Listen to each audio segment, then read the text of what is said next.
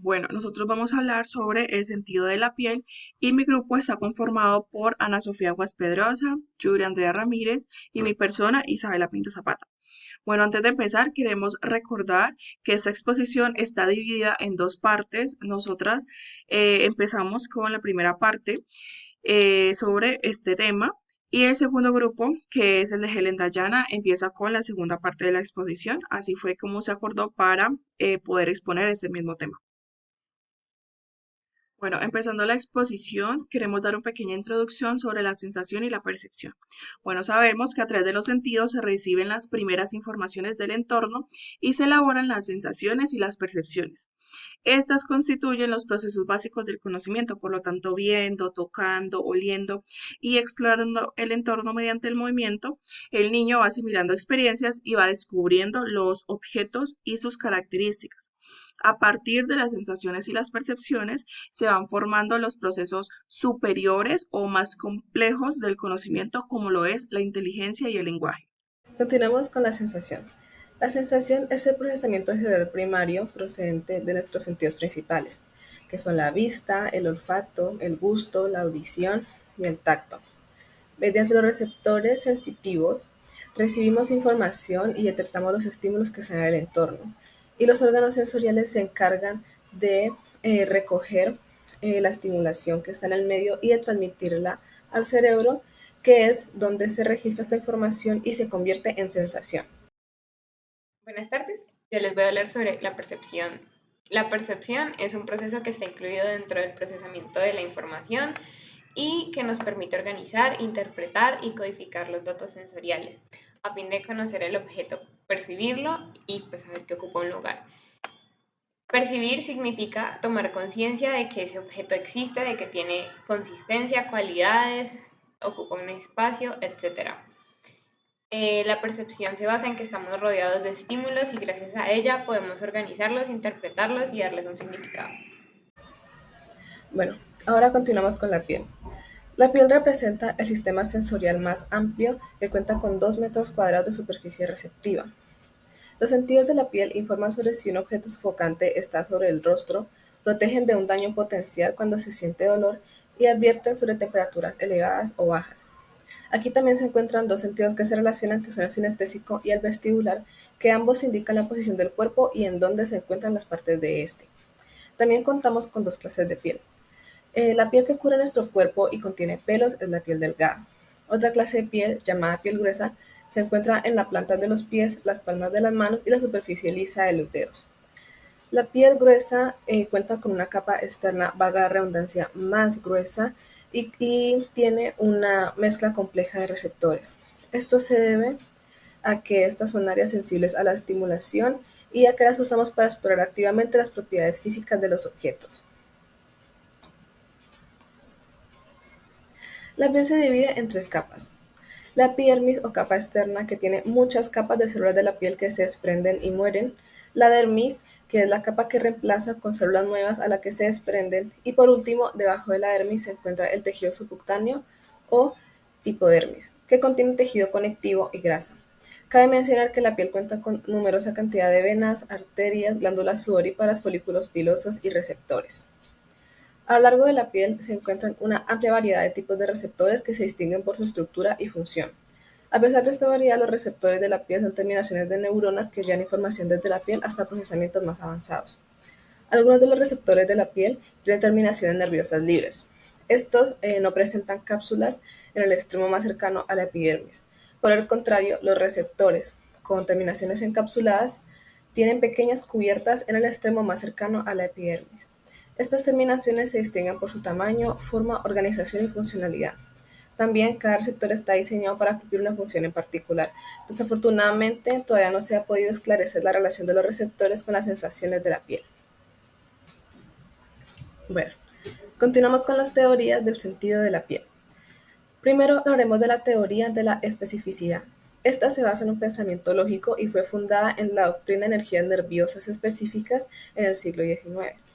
Esta fue propuesta por el fisiólogo Johannes Müller y esta dice que diferentes nervios sensoriales tienen sus propias tareas características por lo que se producen sensaciones distintas. Más adelante, el investigador Von Frey amplió la doctrina sugiriendo una estructura de tipo receptor para el tacto, el dolor, el calor, etc. Así que básicamente la teoría de la especificidad establece que cada receptor responde exclusivamente a un tipo de estímulo físico y que cada receptor es responsable de una clase de sensación. En investigaciones comunes se ha acumulado evidencia para desestimar la teoría de la especificidad. En esas los científicos implantan agujas hasta localizar una región específica sensible al dolor y luego retiran una muestra para determinar con el microscopio qué clase de receptor se encuentra en esta área bajo la superficie. Este procedimiento se repite para determinar qué tipos de receptores están relacionados con la temperatura o con el tacto y así. Pero las investigaciones concluyeron estableciendo que no hay un tipo de receptor relacionado con un tipo de sensación en específico. Y después tenemos la teoría del patrón, que sugiere que el patrón de los impulsos nerviosos determina la sensación. Así, cada receptor responde a diferentes clases de estimulación, pero más a unas que a otras. Por ejemplo, un receptor puede responder a un estímulo de frío, pero menos a uno de dolor y mucho menos a uno de calor. Así que básicamente el cerebro interpreta en códigos de fuerzas las respuestas de un receptor. Melzack y Walk incorporaron algunos términos de la teoría de la especificidad y el patrón, logrando que su artículo se considere como un gran progreso en la teoría de la sensibilidad de la piel. Estos autores descartaron la idea de que cada receptor es sensible a una sensación en particular. En su lugar, aceptaron la idea de que cada receptor está especializado para convertir una clase de estímulo en un patrón de impulsos. Así que sentimos dolor si los impulsos de una clase de fibra nerviosa son dominantes, o si los impulsos de otra fibra nerviosa son dominantes, sentiremos calor o presión. Y Melzack igual realizaron su teoría con más a detalle para los impulsos dolorosos. Y para concluir, hablaré de la piel al cerebro. Un aspecto fundamental de la transmisión nerviosa es que la información viaja desde los receptores de la piel hasta el cerebro por medio de los dos sistemas espinotalámico y lemnisco. El sistema espinotalámico tiene fibras nerviosas pequeñas y su transmisión es más lenta, mientras que el sistema lemnisco tiene mucha más precisión y es mucho más grande. Por ejemplo, el sistema lemnisco puede determinar que nuestra piel está siendo estimulada por 2 gotas de agua, mientras que el sistema espinotalámico las interpreta erróneamente como una sola gota grande de agua. Y finalmente, ambos sistemas conducen la información a la corteza somatosensorial. Ahora hablaremos un poco sobre el tacto, empezando porque el tacto es el único de los sentidos que se encuentra por toda nuestra anatomía humana, ya que toda la piel, los músculos y las articulaciones están capacitadas para transmitir información de tipo táctil. Claramente algunas partes pues son más sensibles que otras por sus terminaciones nerviosas, como por ejemplo las manos, los pies, la boca, los genitales son altamente sensibles, mientras que por ejemplo el codo es menos sensible porque tiene menos terminaciones nerviosas. Bueno, el sentido del tacto es el que nos permite detectar, identificar y describir las cualidades de los objetos y del entorno que nos rodea, como la presión, la vibración, la temperatura, la textura, la suavidad, la dureza, etc.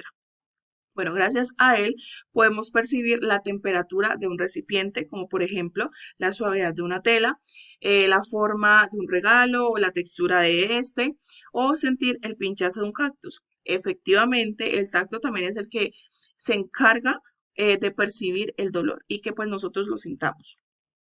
Bueno, hay razones por las cuales se desprestigia el tacto. Paradójicamente, al estar en todo nuestro organismo humano, hace que pierda consistencia al no residir en un órgano propio. O sea, nosotros hablamos de la visión y sabemos que son los ojos, hablamos de la audición, sabemos que son los oídos, pero cuando hablamos del tacto, no solamente es la piel, sino los músculos, las articulaciones y hasta los órganos.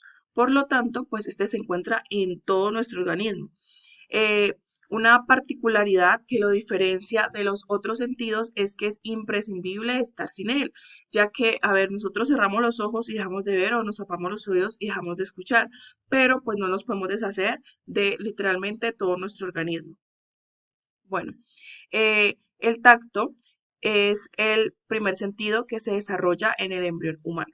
Bueno, resulta que hoy en día ya se sabe que la percepción táctil aparece a la semana 8 después de la fecundación y en la semana número 32 de la concepción. El feto ya tiene sensibilidad en todo pues, su cuerpo, sensibilidad táctil en todo su cuerpo.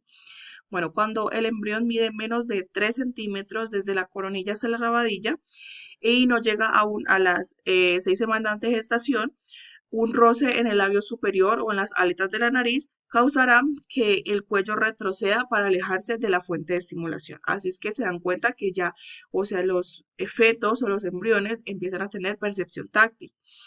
Bueno, más tarde, el recién nacido conocerá el mundo a través de su piel.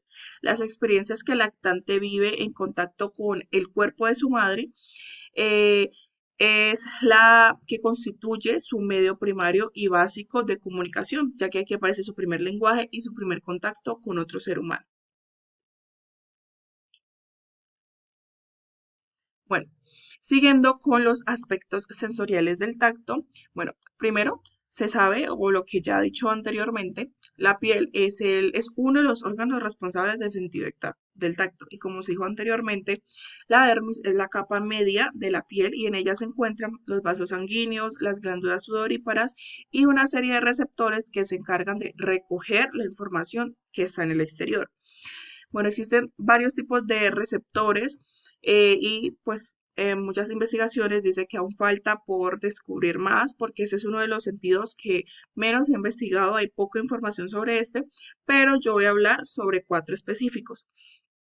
El primero, que es el corpúsculo de Pacini, que es el encargado de la percepción de la presión. El corpúsculo de Meissner es el encargado de apreciar la forma y tamaño de los objetos. Los corpúsculos de Ruffini son los responsables de percibir el calor y los corpúsculos de Krauss son los encargados de percibir el frío. Pues resulta que estos receptores se conectan con las terminaciones nerviosas y estos llevan a diferentes partes o áreas del cerebro pues la información. Un ejemplo de este es que pues nos imaginemos que tenemos un plato caliente en nuestras manos.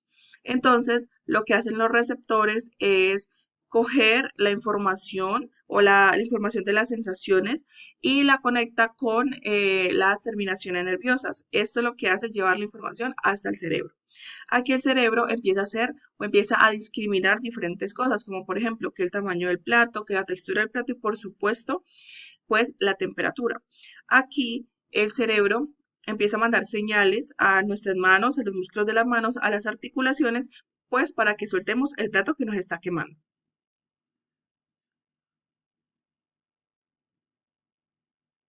Bueno, y el homúnculo de Penfield que se menciona en la lectura, básicamente es la representación visual del cuerpo dentro del cerebro, es decir, de la localización de nuestra anatomía en la corteza cerebral. Fue escrito por el doctor Walter Penfield, que fue el que creó pues, los homúnculos, como un mapa sensorial del cuerpo.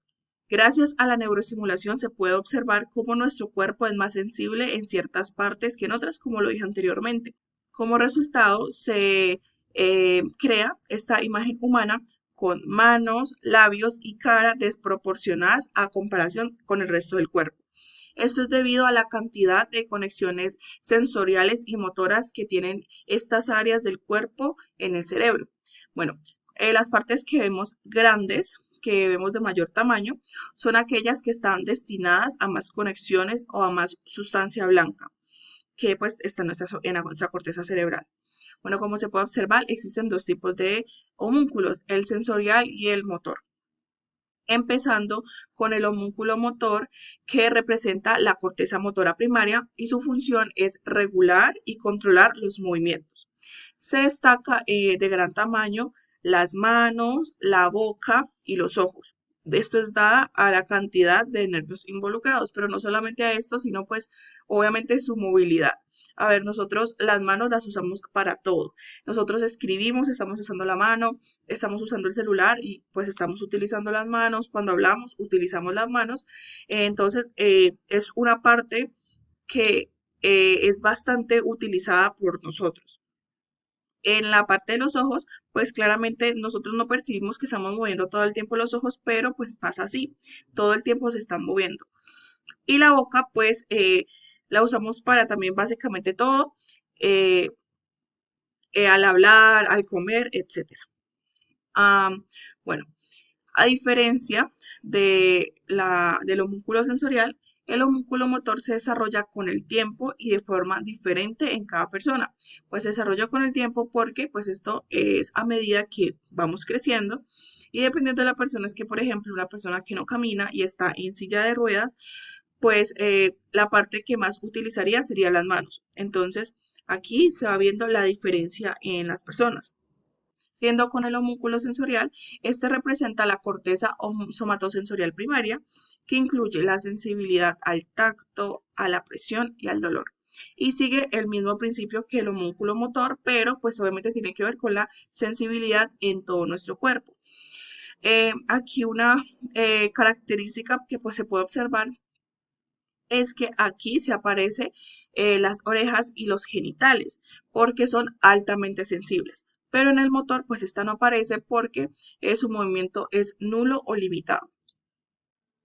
Bueno, ahora yo les voy a hablar sobre los diferentes tipos de tacto. Bien es sabido que el tacto en los cinco sentidos normales siempre se encuentra de último o de cuarto en la importancia, y la mayoría de los autores distinguen dos modalidades a la hora de hacerlo, que es el tacto activo y el tacto pasivo. Primero voy a hablar del tacto pasivo. En este caso, el tacto pasivo no se manifiesta un deseo o una voluntad expresa de utilización, y por lo general es un agente externo el que lo provoca. Esto quiere decir, por ejemplo, cuando nos recostamos en una pared rugosa y la primera sensación que tenemos es de incomodidad, solemos quitarnos o retirarnos. Esto es por la impresión y, como lo dice la definición, pues se da por un agente externo. La impresión que se recibe, lo que quiere decir es que somos menos receptores de un impulso o una información externa. Ahora voy a pasar a hablar sobre los estudios del tacto pasivo y la percepción. Los estudios del tacto pasivo miden los umbrales para detectar un piqueteo único sobre la piel, para ejemplificar cómo diversas partes del cuerpo difieren sensibilidad. La investigación más extensa sobre el umbral del tacto fue por Weinstein, el cual se trató de una examinación entre hombres y mujeres tocándose en 20 partes diferentes del cuerpo, y se descubrió que las mujeres tienden a ser más sensibles y que los hombres no tanto, es decir, que sus umbrales son más bajos. También señala los umbrales de discriminación entre dos puntos y varían en la función de la localidad corporal y la percepción del tacto. Es pasivo complejo. En general, los estudios del tacto pasivo evalúan los umbrales, igual que en el otro estudio, ya sea un estímulo simple o para las vibraciones, donde por ejemplo se evalúa una de las áreas más importantes, y es la capacidad de la gente para leer letras y números trazados sobre la piel. Se encontró por Heller que la memoria para estímulos presentes sobre la piel es de 7 aproximadamente, pero solo cuando estos están presentes lentamente.